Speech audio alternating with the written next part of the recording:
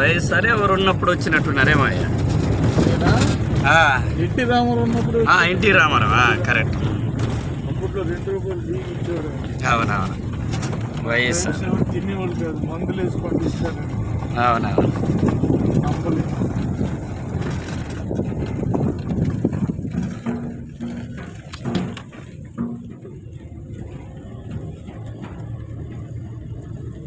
ఇదేనండి మీరు అన్నది రోడ్డు.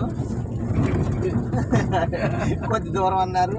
కొద్ది దూరమైన గోతులే కదా. అవును,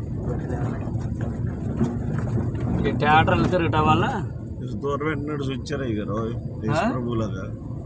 ఏం చేయము, మా పని సువార్త పని. 10 సంవత్సరాలు చర్చి పెట్టలేదు, పుట్టి సువార్తే. మీరు కూడా యేసు ప్రభులాగా వచ్చారు.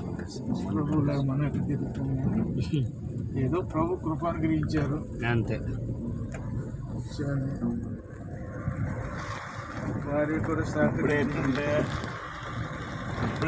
అప్పుడే నీళ్ళు నొప్పియండి మొత్తం మీద. 6 ఇళ్ళు 5 ఇళ్ళు ఉంటే ఊరు అక్కడక్కడ ఉండేవి, అక్కడక్కడ ఉంటాయి. మనకి మధ్య మధ్యలో